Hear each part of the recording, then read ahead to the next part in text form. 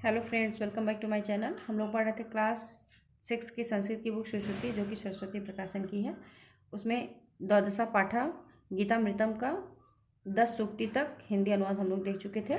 आज हम लोग 11वीं सूक्ति से हिंदी अनुवाद देखेंगे।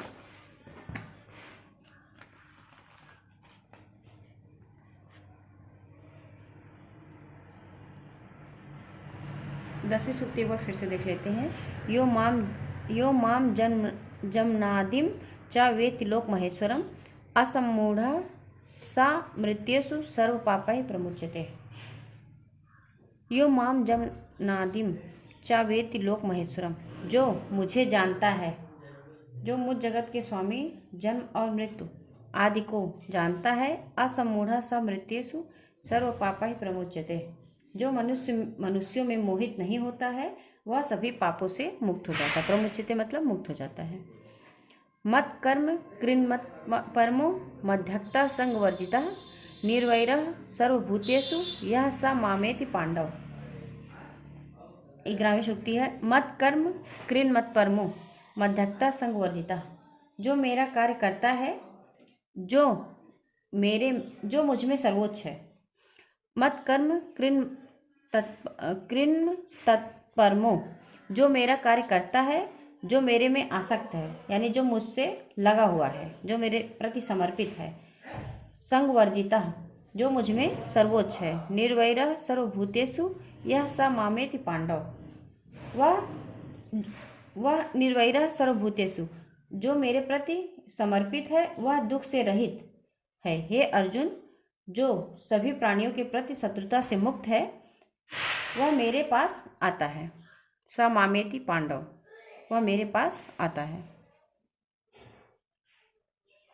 12वीं सूक्ति का देखेंगे यार। श्रेयो हि ज्ञानम अभ्यसंज्ञानात् ध्यानम विशिष्यते, ध्यानात् कर्म फल त्यागस्य आगच्छति अनंतरम। श्रेयो ही माने क्योंकि, श्रेयो ही ज्ञानम अभ्य, क्योंकि अभ्यास से ज्ञान उत्तम है। श्रेयो ही ज्ञानम अभ्य, क्योंकि ही माने क्योंकि, श्रेय माने श्रेष्ठ, क्योंकि अभ्यास से ज्ञान श्रेष्ठ है और ज्ञान से ज्ञानात् ध्यानम विशिष्यते, और ज्ञान से ध्यान श्रेष्ठ है। ध्यानात् कर्मफल त्यागस्य, ध्यान से कर्मफल का त्याग आगच्छन्ति अनंतरम, ध्यान से कर्मफल का त्याग और उसके बाद त्याग आता है। 13वीं सूक्ति का देखेंगे।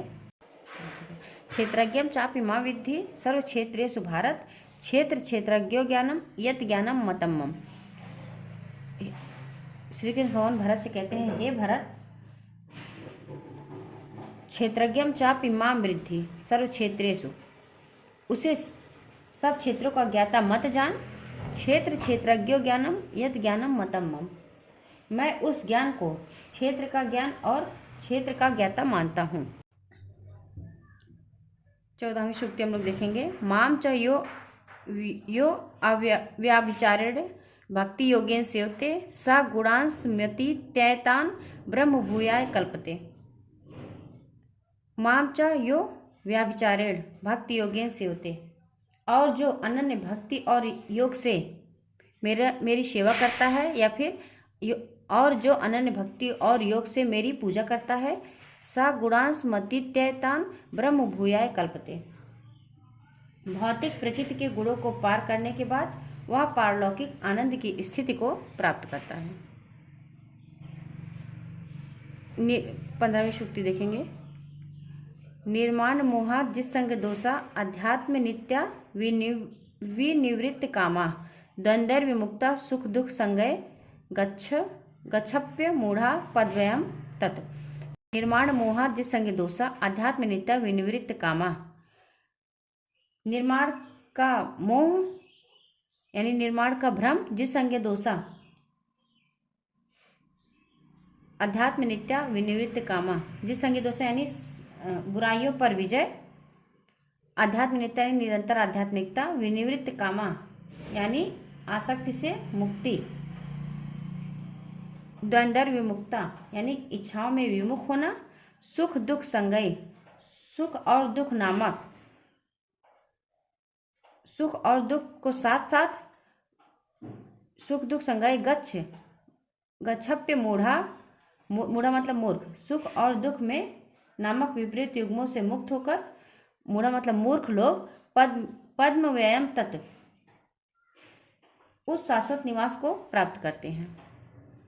16वीं सूक्ति देखेंगे। यह शास्त्र विधिम सृज्य वर्तते काम कार्ता, न स सिद्धिम वाप्नोति न सुखम न पराम गतिम।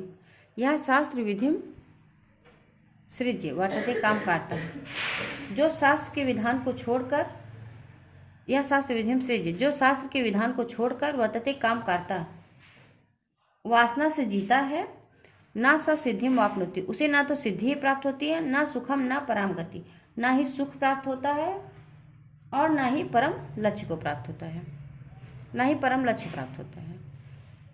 17वीं सूक्ति देखिए। साधा सौम्यत्व मौनम आत्मविनिग्रह भाव संशुद्धि पे मान समुच्यते। मन की कृपा को, नम्रता को, सौम्यता को, आत्मसंयम को ही, मन की शुद्धि, मौनम आत्मविनिग्रह, भाव संशुद्धि रेते पे, मन की शुद्धता को ही मन की तपस्या कहा जाता है। 18वीं सूक्ति देखेंगे। सर्वधर्मान परित्यज्य मामेकम शरणं व्रज अहम त्वां सर्व पापेभ्यो मोक्षयिष्यामि मा शुचः। सर्वधर्मान परित्यज्य, सभी धर्मों को त्याग दो, मामेकम शरणं व्रज, और केवल मेरी शरण लो, अहम त्वां सर्व पापेभ्यो मोक्षयिष्यामि मा शुचः। मैं तुम्हें, अहम त्वां सर्व पापेभ्यो, मैं तुम्हें तुम्हारे सभी पापों से बचाऊंगा और तुम्हें मोक्ष प्रदान करूंगा, मा शुचः, इसलिए शोक मत करो। इस तरीके से हमारा लेसन 12 गीतामृतम की हिंदी अनुवाद यहाँ पे कंप्लीट होता है। अगर वीडियो पसंद आया हो तो चैनल को लाइक और सब्सक्राइब करना मत भूलिएगा। फिर मिलते हैं नेक्स्ट वीडियो में लेसन 13 के हिंदी अनुवाद के साथ। Thank you.